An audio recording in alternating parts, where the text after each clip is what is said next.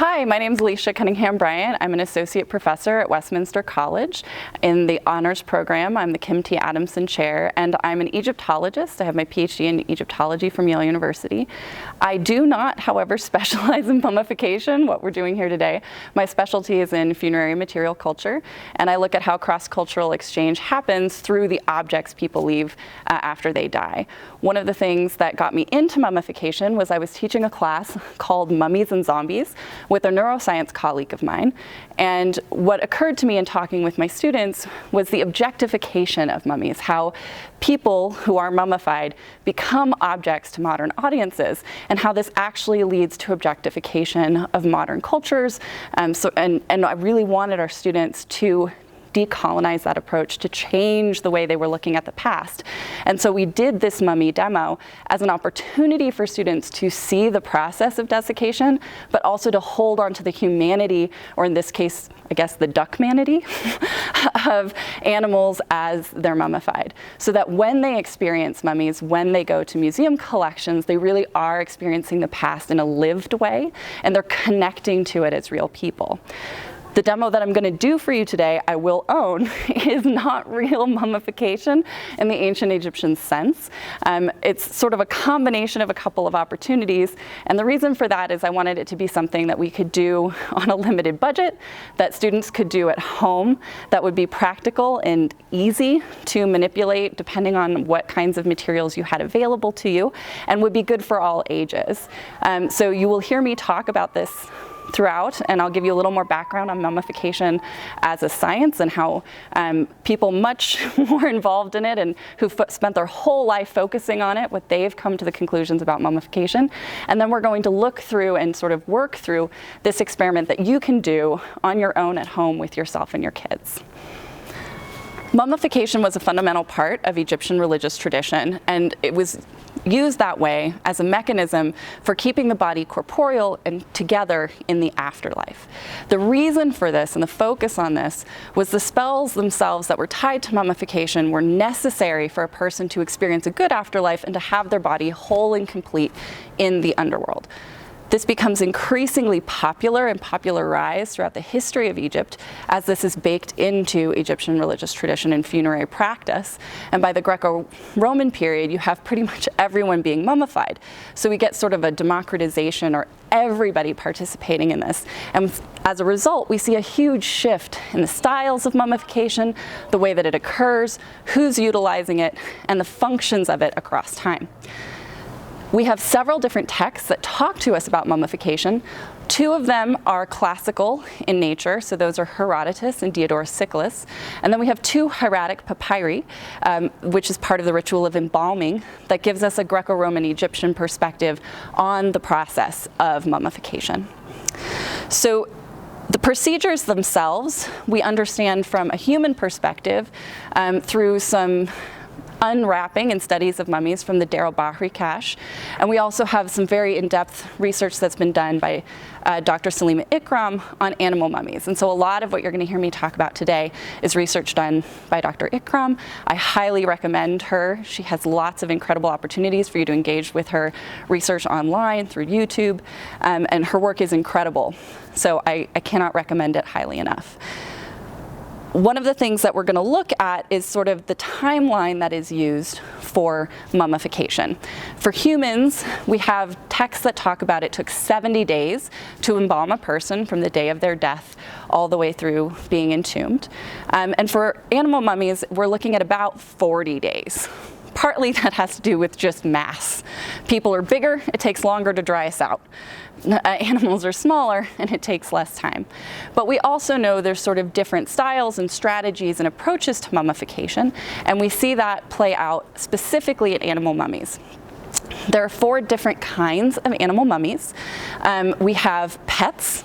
So if you ever wanted to have your pet puppy with you, that would totally make sense within the ancient Egyptian context. We have sacred animals like the apis bull, who are considered divine animals on earth. And we have victual mummies. So like I mentioned, with people wanting their corporeal bodies in the underworld, they also wanted access to food in the underworld. So we have mummified, prepared food for the deceased. And then we have votive mummies, which are animals that were given, purchased by individuals as part of sacred religious cult, and then sort of designated and given to them as part of, given to the gods as part of an annual religious festival. So you have these sort of 4 different types of mummies, and the different types of mummies impacted the kinds of ways those animals were prepared and how they were mummified. For example, victual mummies, if you had a victual duck mummy, that mummy would be plucked and they'd have their wings clipped, they'd be all prepared to be cooked for dinner, which would not be true of a votive mummy, which would be designated in its whole self as a bird and wrapped and mummified that way. There are a number of different ways mummification occurred that takes place over that 40 days. This includes the kind of approach we're going to take today. So we'll talk a little bit more about those in a minute. Mummification has a number of different strategies, and as I mentioned, usually for people this would take place over 70 days. In best case scenarios, the mummification specialists, the embalmers, would get the mummy the minute you died. That's like the dream scenario, so that no decomposition would have taken place. However, that's not always the case. Egypt is really hot. In some ways, it's a lot like Salt Lake City. And in the summer, as you know, if you live here, it's really hot and really dry. So people who died begin to decompose pretty much immediately. And if for whatever reason your loved ones did not find you and get you to the embalmer immediately, decomp could heavily have set in by the time you were being mummified. So the sorts of processes that take place and what could be done for you when you died varied based on the quality of your corpse and how much could be done. When people were embalmed, they did so by, as many of you will imagine, having taken classes together in school, by removing the brain through the nasal cavity, and then there would be an incision made on the backside of the person to remove the internal organs, which were taken out and dried separately, and then the body was packed with natron. Natron is a mixture of sodium bicarbonate decahydrate, which is a soda ash, sodium bicarbonate, which is just baking soda, and basic table salt, NaCl.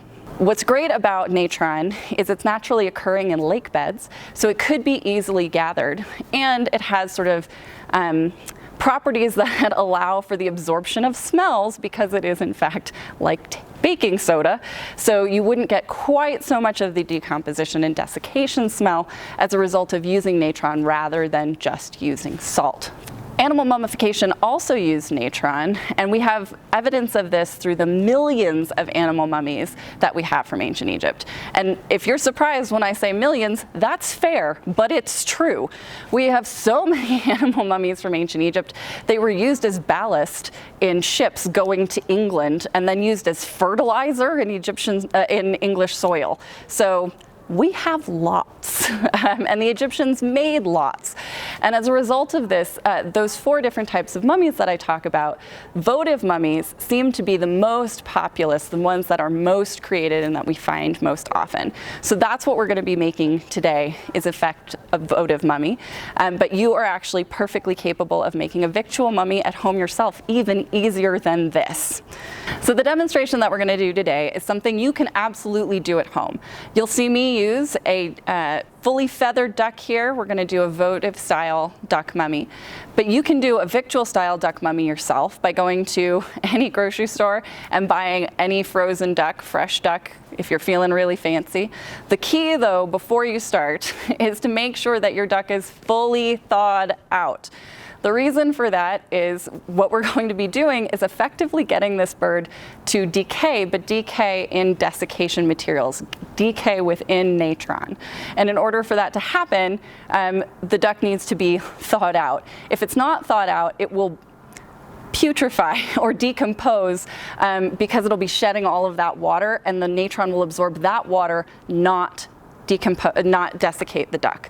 So it will take twice as long and be way gnarlier and smell way worse.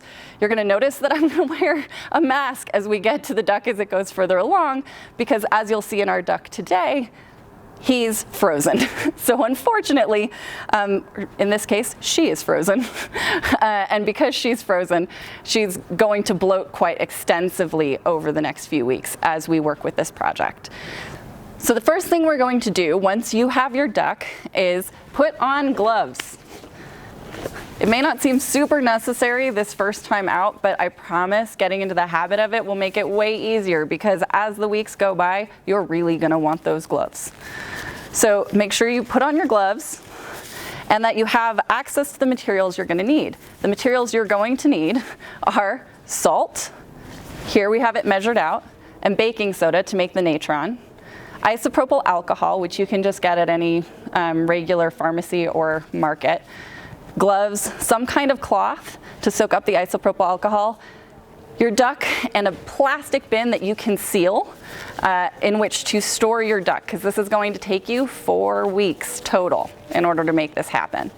So here we have our beautiful little duck buddy who's here with us and who's doing excellent work as our specimen for today. So we're first going to clean up our duck using a cloth. I use these cloths that are from auto parts and auto body stores. I like them because they're absorbent for the isopropyl alcohol, but they're not so absorbent that you can't wipe it down, and they're very cheap and you can throw them away, which again, things you're going to want to do. So the first thing that you do is clean up your duck, wipe them all down, make sure you get rid of any and all bacteria, gross things on it. We're just making sure that it's nice and clean before we add it to our natron and to our box, because we don't want any additional materials growing inside that box when we start. Next, we're going to make our natron. So the first thing that you want to do when you make your natron is to make sure you have baking soda and salt, and that you have a 2-to-1 ratio. So 2 parts baking soda to 1 part salt. How much you use depends on how heavy your duck is and how wet or dry the climate is. Weirdly, as we did this project, we had more rain than we've had in months. So I tripled the recipe. So I have 6 pounds of baking soda and 3 pounds of salt, which I've weighed out here for our strategy today. So what we're going to do is get our box and mix together the salt and the baking soda. You get to feel like you're having a real science experiment at this point. Clouds and clouds of it.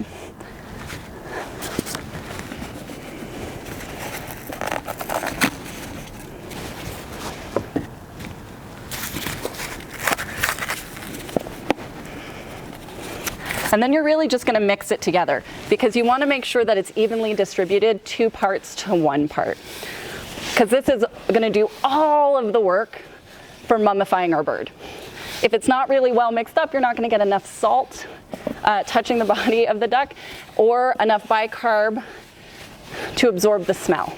And again, you're really going to want it to absorb that smell. So then we're going to take our little duck friend.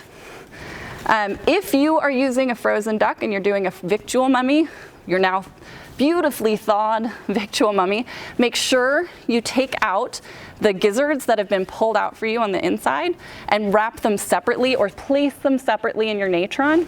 And then you're going to pack your bird both inside and outside in the natron you've created. We're doing a votive bird, so in this case, sometimes those birds would be cut open and have their innards removed, but sometimes they wouldn't, and they would be put entirely contained into the natron themselves. Our bird is still frozen today, so we're really leaning into that version of events, which worked out because, again, the ancient Egyptians, much like us, are working with the materials that they have at hand with the specimen that they have on the day. So you're going to cover up your bird, make sure that they have a nice little place to rest and are totally encased in your natron. And then you're going to seal them up. I'm using these banker's boxes because theoretically they're airtight. They're not really airtight, but I like that they seal around the edges, the top to the bottom, and they have the clamps because it makes it easier for me to duct tape it shut. So then you're just going to duct tape all the way around and make sure you're covering the seal. And you're going to do that all the way around until it's totally sealed up. And then you get to just put this in a place that you aren't going to smell it for a while. I suggest a garage if you have one. If you don't have one, outside, but make sure it's in a space that animals can't get to it because again, it's going to smell even with all of that great bicarb in there. So make sure you put that away for a week, and then we're going to look at one week out. You're going to see me put my mask on because you're going to want one too.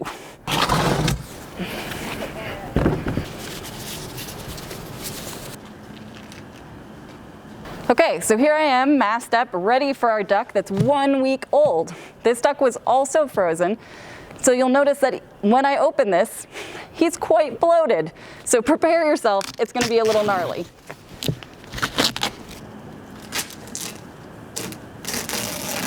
I'm going to re-glove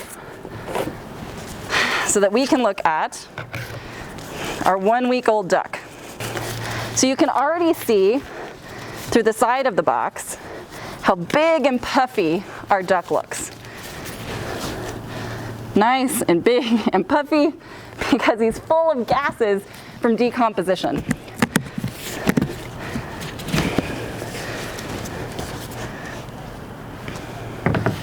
So here is our 1 week long duck. He's still very, very puffy, and which means he's still very wet. He's barely starting to desiccate, to become a mummy. So what we're going to do is we're going to shake him off into this box.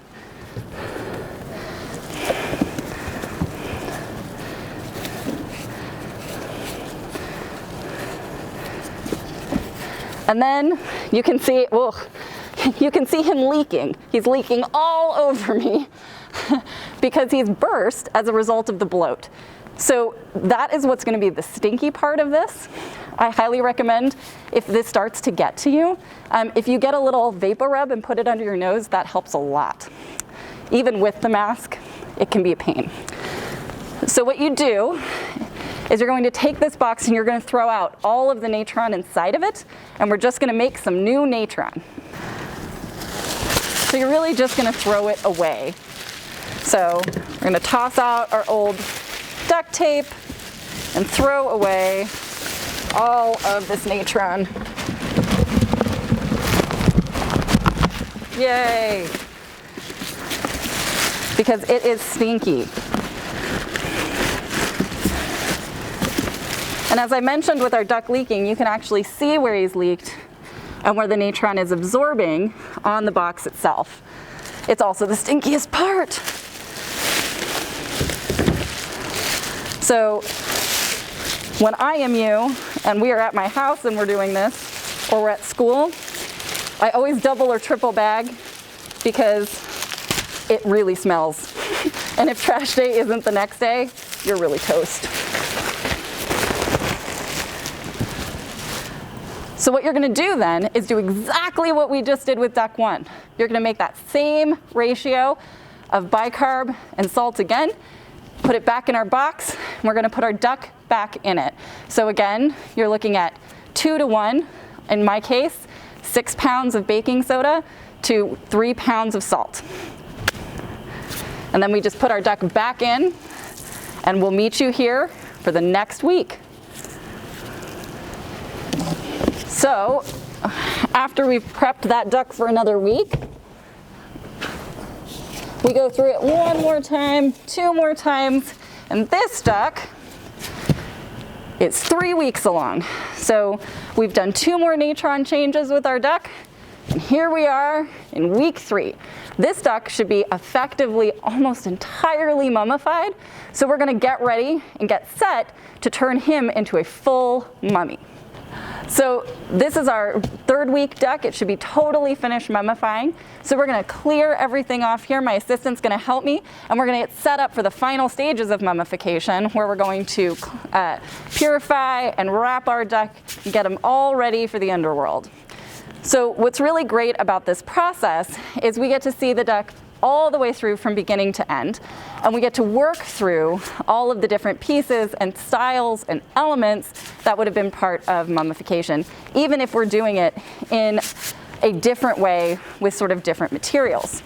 I'm going to change my gloves because last time we got duck juice on them, and we're going to prepare our most recent duck, this 3rd week duck, for the underworld. So again, we're going to be cutting them right out of our box.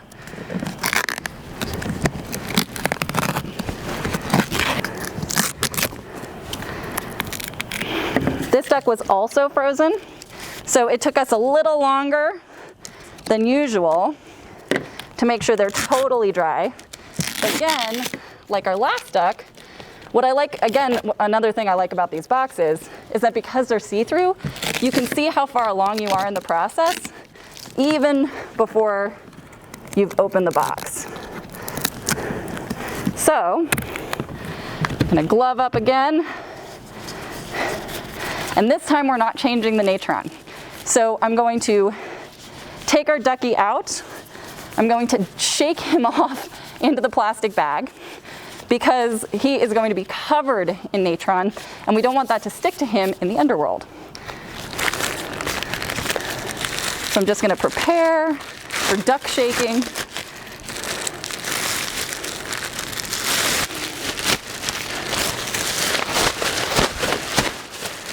All right.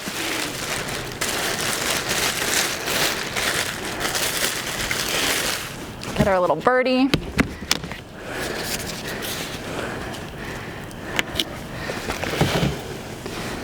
So here is our fully dried out, mostly dried out, duck. I'm gonna shake him in here. We're gonna shake him right off into the trash bag. Try to get as much of that natron off of him as possible because it just makes it harder for the next phase that we're gonna be working with. Here he is. See all of his little feathers.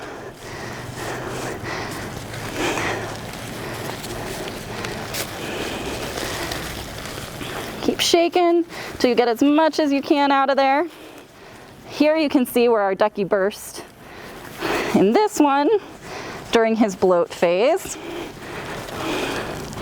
And he's so much lighter than our last duck because he's lost all of that fluid. So unlike our last duck where I was still getting liquid on my gloves, this time we don't have anything like that. Just a totally complete dried out duck and lots of fluffy feathers. So most of our duck right now is feathers. You can also tell how much water and liquid we got out of that duck over those 2 weeks because look at how chunky that natron is. It's absorbed so much liquid from our duck that's not in there anymore, which is great news for us. It means it's time for us to prepare him for wrapping. So I'm going to empty our natron into our bag, save all of our noses.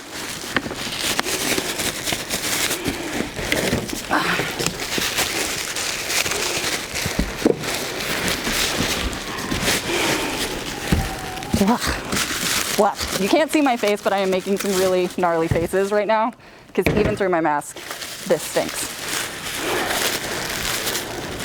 Again, I cannot say enough good things about double bagging. All right.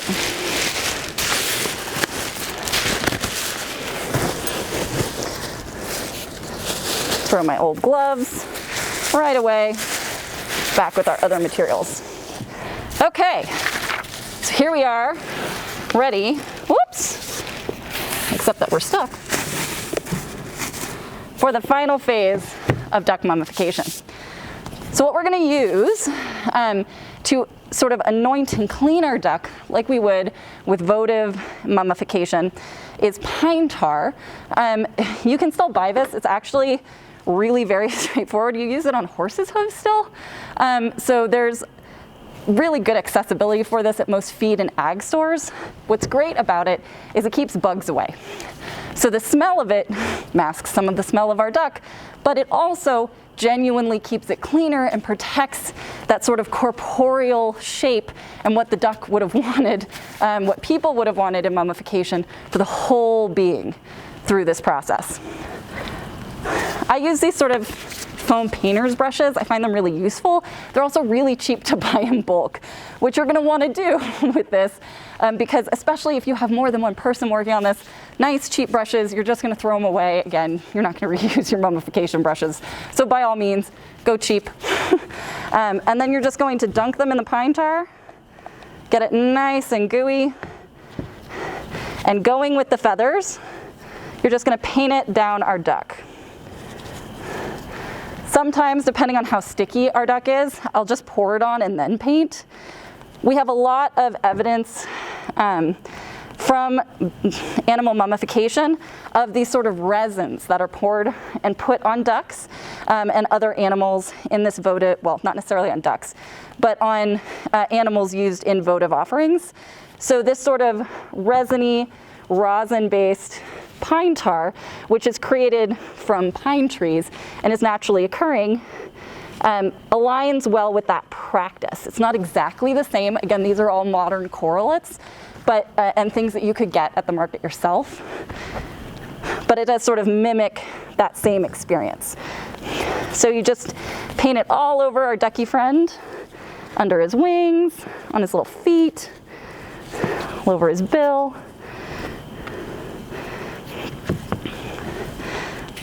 I probably should have said at the beginning, having a nice plastic tarp on which to do this is an excellent life choice. You'll see me, I'm using both the plastic tarp and the plastic lid because it gets everywhere. And you're just going to cover your whole duck.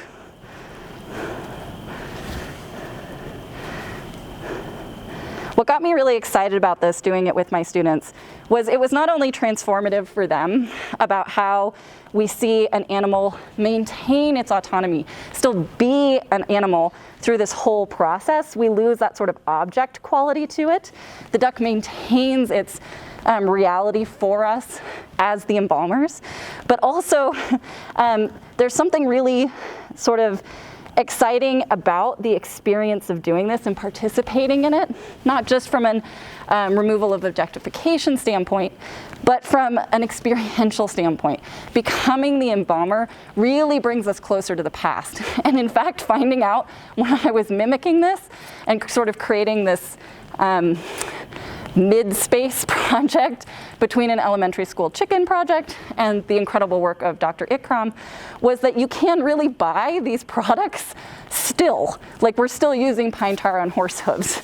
And what you're going to see in a minute is another product that we're still using that mimics and aligns with the ancient world. So I love that sort of corollary between the modern world and the ancient, which is not only making this less of an object to me, it's still very much ducky, but it's also bringing me closer to, it was an experience closer to the past. And I know myself and my students felt very powerfully that aspect of it.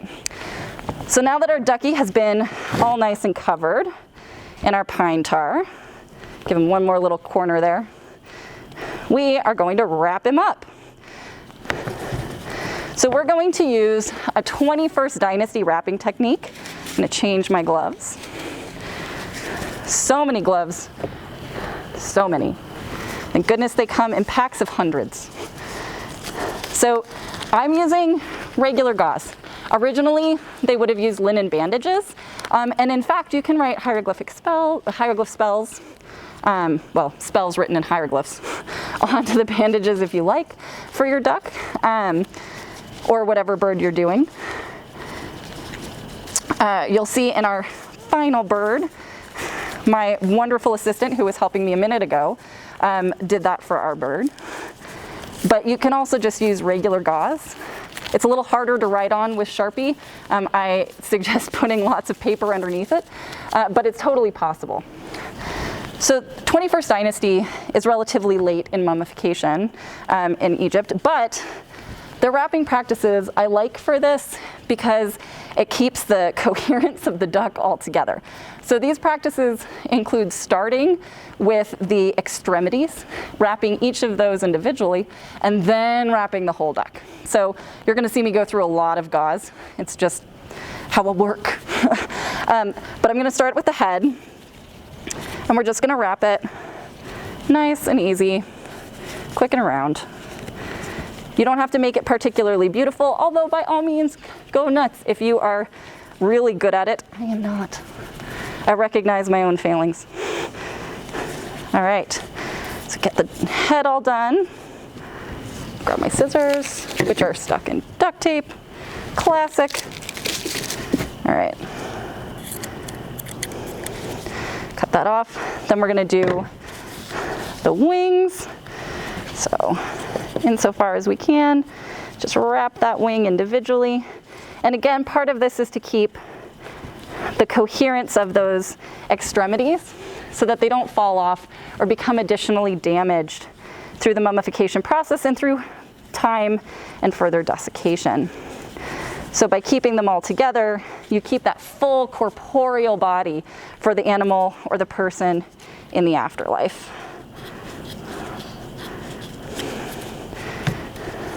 That gets us to our first little foot over here. So you can see his little foot. Just gonna wrap it right up. His foot is so wonderfully mummified, y'all. It's incredible. It's perfectly preserved, nice and hard and desiccated, but it is really beautifully done. So if we had any concerns that our duck wasn't really mummified, that really cinches it for me. Do one more leg over here, and we'll do his last little wing.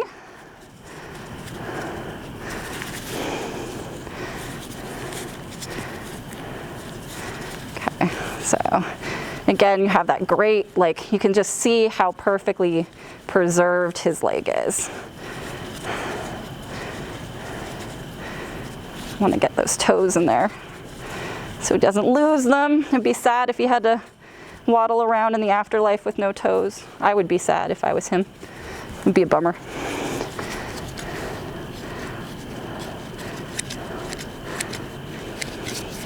Okay, final wing.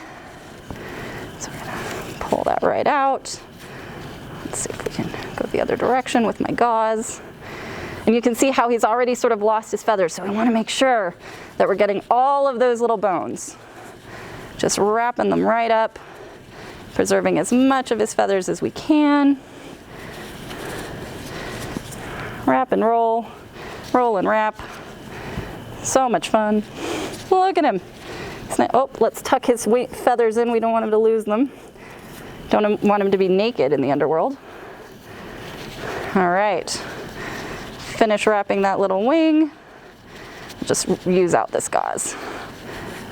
Perfect. Okay, so now we're gonna do the big wrap, which is gonna be an adventure. Everybody ready? So most votive bird offerings have their heads tucked back along their back, just like our bird. So we're gonna keep him just like this with all of those little extremities we've wrapped up tucked right in. So I'm gonna start, and I like unrolling my gauze from the bottom. I find it easier to wrap, but I'm also left-handed, so maybe that's just me. So I like to start in the middle. So you just get a whole little wrap in there, and you start by tucking his head in so that we don't have any flopping while we're wrapping the rest of him. So just wrapping him right up, all the way around. That little duck tail in there. Woohoo. Okay. Then we'll start another roll. I'm going to be very judicious in my, or I guess the opposite of judicious, extravagant in my use of gauze, because I don't want the pine tar and the duck to bleed out of our wrapping. But you can see because he's so well mummified, once you've got that wrapping done, he really does hold together exceptionally well. And it's relatively easy to wrap him up. So going around, wrapping his little duck top. Let's get that in there. Do another one.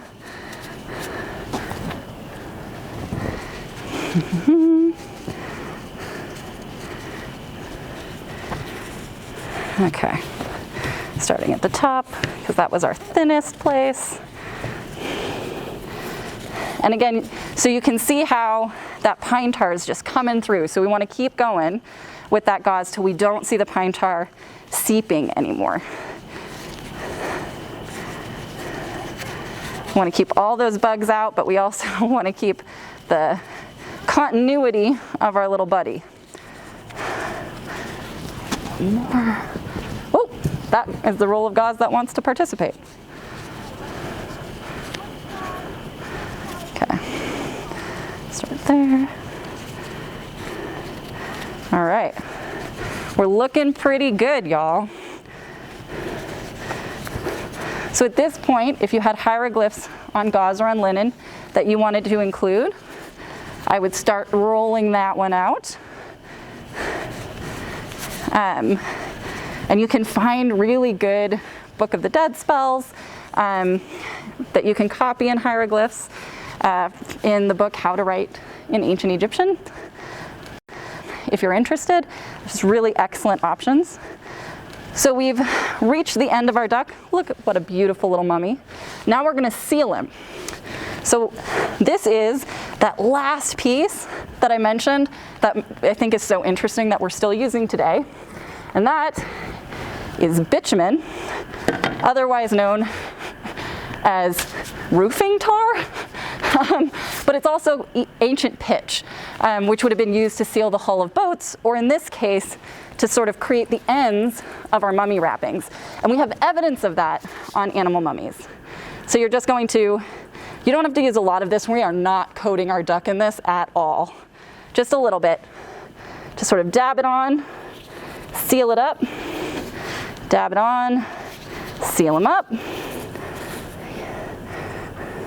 Sort of like you're licking an envelope, I guess.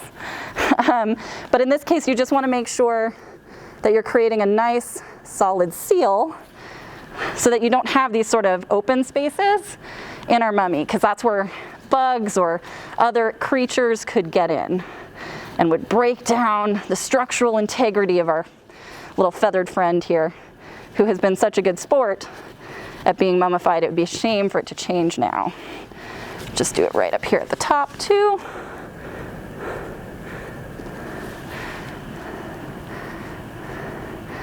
Just gonna tack that down. And you have a completed mummy. So now you need your bitumen to set. So you're gonna put him back in his box. Head up. It's okay if it's a little gnarly on your lid now. You're just gonna close it up. Your mummy is done. I would leave him for 1 more week, just so you get that bitumen to really set. Your mummy is totally finished. And then feel free to bury them. Give them the rites and rituals and respect that they deserve. And I hope that the process really helps you have that experience. So now we're just going to get to our final, finished, totally complete duck.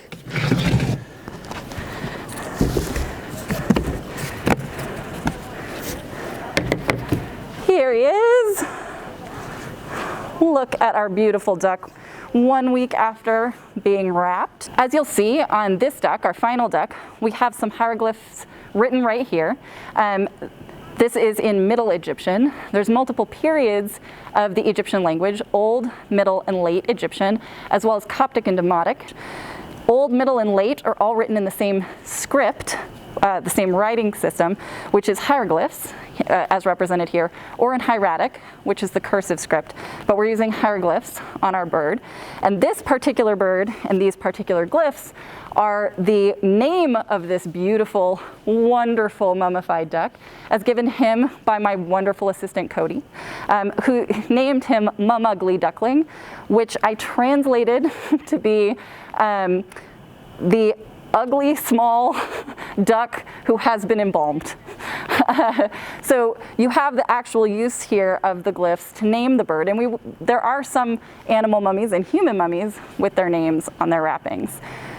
The language itself is used in the spells in the Book of the Dead and in the coffin texts. Coffin texts are first, followed by the Book of the Dead. And those particular spells are necessary along with the mummification of the body for complete positive experiences in the underworld. If you don't have the right knowledge, the right rechu, which is the ancient Egyptian word for knowledge, if you don't know the right spells, you're not going to be able to have a successful afterlife. So you want to make sure that you're buried with the appropriate spells, that you know the right spells, that they're on you, and that your name is with you in some fashion or other, because your name, when it's spoken, helps give you life. So this particular duck, doing great. Mum Ugly Duckling, and have his name spoken forever. And so if you are interested in doing that with your own duck, I encourage you to come to the Egypt exhibit here. There's a whole section on writing. You can learn about it.